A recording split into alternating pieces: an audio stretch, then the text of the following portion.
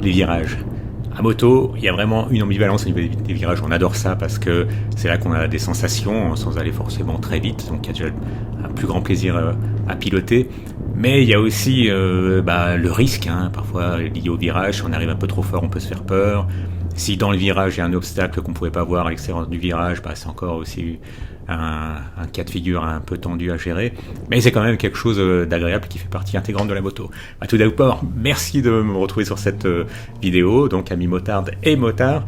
Donc on est début février, les conditions sont pas optimales, mais vous avez vu, on peut quand même bouger. Désolé pour le bruit de vent qu'il y a, malgré le fait que j'ai maintenant un micro que je mets dans ma poche, qui est moins exposé au vent. Là on entend quand même un peu le vent du fait que ça soufflait quand même autour de 50 km/h en rafale. Et donc ça m'a conduit à faire un peu de route à la campagne, en Ille-et-Vilaine, en Bretagne. Et c'est là que j'ai repensé à cette question que je me pose assez souvent au niveau des virages. Et dites-moi en commentaire comment vous négociez les virages. Moi, pour le moment, je continue à utiliser ce qu'on nous enseigne en moto-école, à savoir on freine avant le virage, on rétrograde si besoin. Puis une fois qu'on est dans le virage, on attend patiemment de voir la sortie du virage. On attend que la roue avant soit alignée avec la sortie, et ensuite on peut accélérer. Mais il y a quand même un cas de figure dans cette façon de faire qui est sûr dans 90% des cas. Eh bien c'est le cas finalement où vous avez quelque chose qui va se passer dans le virage, quelque chose qui fait que vous allez être obligé de freiner dans le virage. Or, ce qu'on nous apprend en moto-école, c'est à freiner avant et d'avoir la bonne vitesse et une vitesse stabilisée dans le virage. Eh bien, je me demandais où est-ce qu'on pouvait trouver l'info pour ces cas de figure où l'auto-école finalement nous apprend à nous sortir des situations les plus communes, mais pour les situations extraordinaires, qu'est-ce qu'on peut faire, sur quoi vraiment on peut s'appuyer. Alors je suis allé voir une référence en la matière. Eh bien c'est un instructeur de la Yamaha Champ School. Champ School, l'école des champions, en gros une école de pilotage. Alors a priori, je ne sais pas ce qu'il en est de votre part. Moi, je ne suis pas du tout poussé vers la performance. Je suis juste un motard lambda. Je veux avoir une sensation de liberté en moto et je veux surtout revenir entier. Voilà, c'est ça mes priorités. Me faire plaisir, revenir vivant et revenir en un morceau. Donc, c'est pas quelque chose qui, a priori, m'aurait tout de suite vers lequel je serais allé, sur tout ce qui était école de pilotage. Mais il faut quand même reconnaître un truc. Aux pistards, je sais pas si on dira ça pour les pilotes qui vont faire de la piste, eh bien c'est que ils savent très bien freiner. C'est parce que vous avez souvent deux façons d'améliorer votre chrono, c'est soit de freiner le plus tard possible, et soit d'accélérer le plus tôt possible. Bon, après ceux qui font très bien les deux, c'est encore mieux pour eux. Et donc nous, ce qui nous intéresse, c'est un passage, vous avez vu, j'étais déjà un peu au-dessus des limitations de vitesse, je me suis fait dépasser par une voiture, comme bien souvent une voiture de marque allemande. Donc quand on dit que les motards roulent comme des fous, en fait, faut dire que même quand on roule un peu au-dessus des limitations, on se fait quand même coller au cul par des automobilistes toujours pressés. Donc revenons-en à notre problème. Qu'est-ce qu'on peut faire dans un virage sans risquer de se foutre par terre? Et ça, c'est vraiment la chose importante. Pour le dire vite, est-ce qu'on prend de l'angle? Quand on prend de l'angle, est-ce qu'on peut freiner sans risquer de perdre l'avant et de se mettre par terre à cause de ça? Donc la Yamaha Champ School. Eh bien vous pouvez voir dans cette démo très bien pensée. Quand vous voyez cet instructeur arriver avec son petit pneu, vous savez que vous allez avoir droit à une belle petite démo.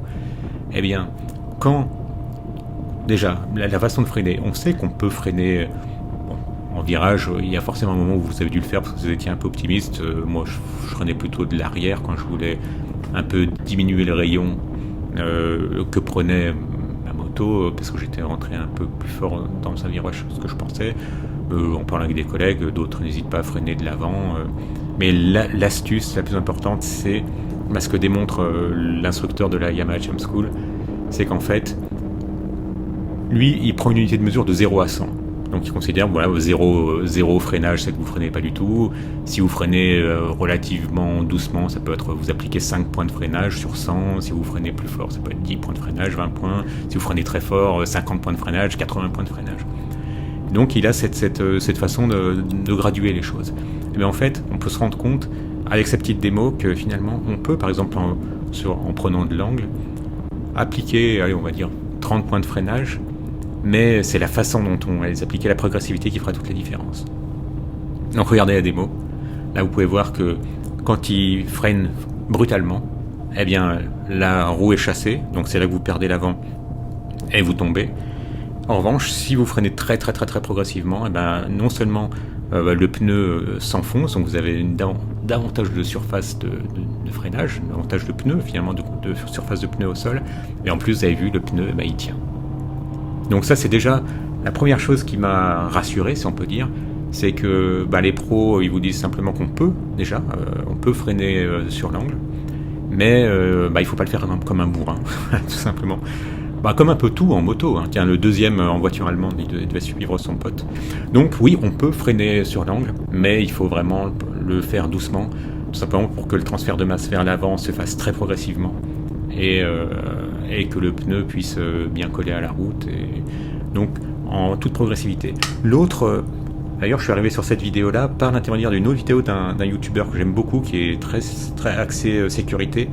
C'est un ancien US Marines, hein, donc lui il est vraiment brut de décoffrage, et il a une très bonne image, là pour une fois pas bourrine, mais enfin c'est un peu son personnage aussi. En gros il explique que quand on freine, on doit freiner comme si on pressait délicatement un fruit, et ensuite quand on relâche le frein, il faut le lâcher tout aussi doucement. En gros, être calme, ne pas être rapide. Il dit souvent dans ses vidéos, ne soyez pas rapide avec vos mains, c'est comme ça que vous faites des choses brutales, vous accélérez trop brutalement, vous freinez trop brutalement.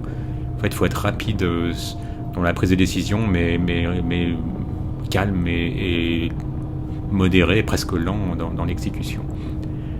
Et l'image que j'ai aimée de Greg de MotoJitsu, c'est qu'il disait en gros, vous devez freiner non pas comme si vous allumiez un interrupteur, mais comme si vous aviez, vous savez, ces lampes qui vous permettent d'allumer et d'éteindre progressivement. Voilà, ça doit être ça. Au lieu que ce soit, si on reprend sa métaphore de presser un fruit, il faut qu'on actionne le frein avant comme si on pressait délicatement une orange et pas comme si on cassait une noix, vraiment où le mouvement est brutal. Donc ça, d'accord. Alors on peut freiner sur l'angle quand on n'a pas le choix, même si personnellement moi dans 99% des cas j'utilise la technique de la moto-école, à savoir je préfère avoir freiné avant. D'ailleurs je commence par frein arrière puis frein avant, et je me mets à la bonne vitesse, le bon rapport, et ensuite j'essaye de me mettre à l'extérieur du virage. Donc si c'est un virage à gauche, je me mets du côté droit, et ensuite je penche progressivement, et voilà, j'accélère, je suis patient et j'accélère que quand je vois la sortie du virage et que ma roue est alignée. D'ailleurs, le fait de penser à accélérer que quand la roue est alignée avec la sortie du virage, ça c'est aussi un truc du gars de MotoJitsu qui était très explicite, parce que moi en moto-école on me le disait pas. Dites-moi si on vous l'a dit en moto-école.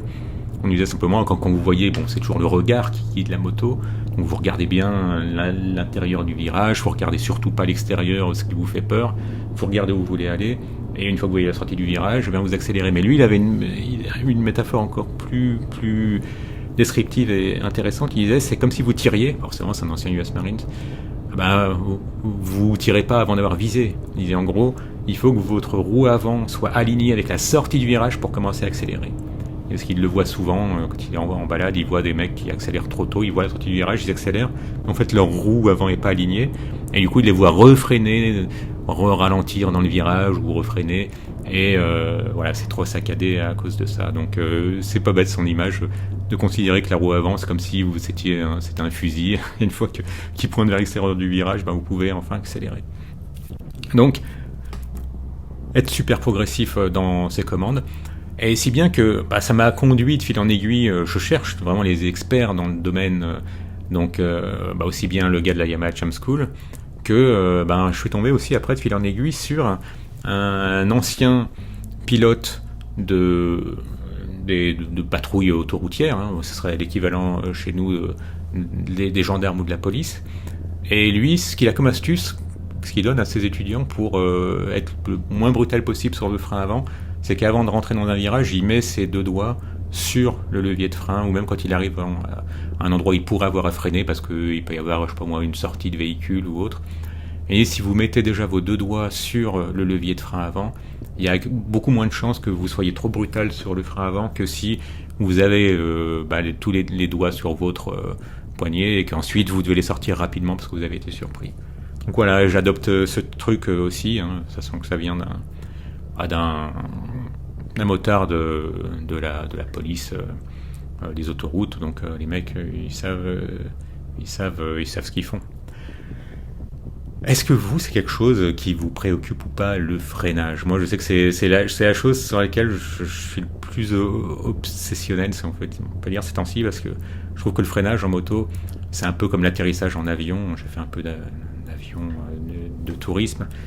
Décoller, c'est super facile. Le plus dur, c'est d'atterrir. En moto, c'est pareil. Accélérer, c'est facile. Il suffit de tourner la poignée. Freiner, c'est plus délicat. Et c'est là, la façon dont vous freinez, vous pouvez soit vous sortir d'une situation, soit encore l'aggraver. C'est pour ça que je pense qu'avant d'aller faire d'autres choses en 2026 que j'avais prévu de faire, que ce soit des stages de manœuvre, une maniabilité, des choses comme ça, je pense que je vais essayer de trouver un stage d'une demi-journée, d'une journée, 2 journées, peu importe, vraiment consacré au freinage. Si vous avez fait ça, n'hésitez pas à me le dire en commentaire. Est-ce que vous avez dû faire un stage de piste ? Sachant que pour la piste, il faut avoir un cuir, puisque c'est plus abrasif, et moi j'ai pas ça, moi j'ai du textile parce que moi ça me suffit bien avec les renforts. Voilà, donc je sais pas s'il y a moyen d'en louer ou pas. Si vous le savez, n'hésitez pas à me le dire si vous faites de la piste. Donc comment est-ce que vous abordez les virages? Est-ce que vous utilisez la méthode de l'auto-école, moi que j'utilise dans 90% des cas, qui consiste à freiner rétrograder et avant le virage pour ensuite prendre de l'angle en regardant, toujours en posant le regard là où vous avez envie que vos pneus aillent, et ensuite accélérer une fois que vous voyez la sortie du virage avec votre roue avant est alignée? Ou est-ce que vous faites ce qu'on appelle du trail braking, à savoir que vous freinez plus tard? Vous freinez pas avant le virage, vous continuez à freiner légèrement et vous réduisez le freinage à mesure que la moto s'incline. Est-ce que vous utilisez ces techniques de pilote de piste ou pas? Je serais assez curieux. Et aussi, question subsidiaire, combien de doigts vous utilisez pour le freinage? Moi, je sais que quand j'avais passé le permis, moi ça remonte à 97, on freinait avec les 4 doigts. Et les seules personnes que je voyais ne pas utiliser les 4 doigts, c'était des potes qui avaient des hyper sportifs, parce que à la fin des années 90, c'était vraiment les roadsters et les sportifs qui étaient les motos les plus populaires. Aujourd'hui, c'est les trails. C'est essentiellement quand même beaucoup les trails. Donc voilà, moi j'avais des collègues qui avaient des motos, mais vraiment qui freinaient tellement fort qu'ils n'avaient pas besoin des 4 doigts. À la limite, ils freinaient presque trop fort, donc ils freinaient souvent avec 2 doigts. Et parfois même qu'un seul. Donc je serais curieux, vous freinez combien de doigts? 1, 2, 3, 4 N'hésitez pas à le dire en commentaire, je suis assez curieux, je mettrai peut-être un petit sondage. Sur ce, je vous souhaite une belle balade, même si la météo n'est pas idéale. En tout cas, c'est bien, on supporte tout son équipement parce qu'il fait pas trop chaud. Mais restez prudents, profitez bien de la moto. Un petit like si vous aimez, abonnez-vous si c'est déjà fait, et à bientôt.